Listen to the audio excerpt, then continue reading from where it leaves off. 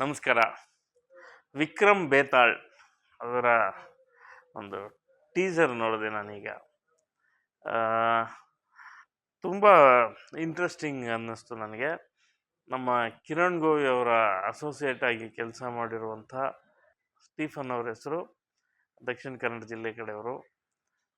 ತುಂಬ ವರ್ಷಗಳ ಕಾಲ ಸಿನಿಮಾದ ಆಯಾಮದಲ್ಲಿ ಕೆಲಸ ಮಾಡ್ತಾ ಮಾಡ್ತಾ ಈಗ ಸ್ವತಂತ್ರ ನಿರ್ದೇಶಕರಾಗಿ ಹೊರಹೊಮ್ಮಿದ್ದಾರೆ.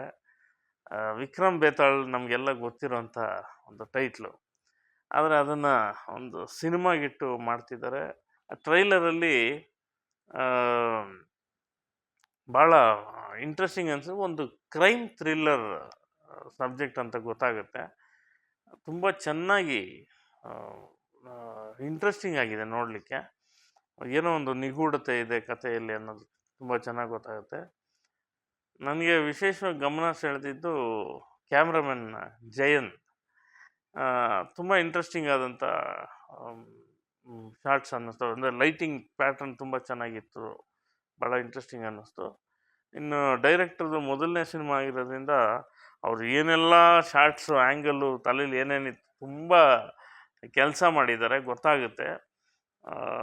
ಒಂದು ಒಂದು ಒಂದು ಲಿಮಿಟೆಡ್ ಏರಿಯಾ, ಒಂದು ಲಿಮಿಟೆಡ್ ಇದರಲ್ಲಿ ಹೇಗೆಲ್ಲ ಮಾಡ್ಬೋದು ಅಂತ ತೋರಿಸಿದ್ದಾರೆ. ಒಂದಷ್ಟು ಬ್ಯೂಟಿಫುಲ್ ಗ್ರೀನ್ರಿ ಜೊತೆ ವರ್ಕ್ ಮಾಡಿದ್ದಾರೆ.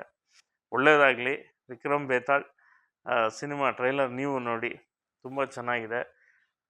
ಸಿನಿಮಾ ಆದಷ್ಟು ಬೇಗ ತೆರೆ ಮೇಲೆ ಬರಲಿ ಮತ್ತು ಸ್ಟೀಫನ್ಗೆ ಒಂದು ಒಳ್ಳೆಯ ಭವಿಷ್ಯ ಆಗಲಿ, ಇಡೀ ಚಿತ್ರತಂಡಕ್ಕೆ ಒಳ್ಳೆಯದಾಗಲಿ ಅಂತ ಹಾರೈಸ್ತೀನಿ. Good luck.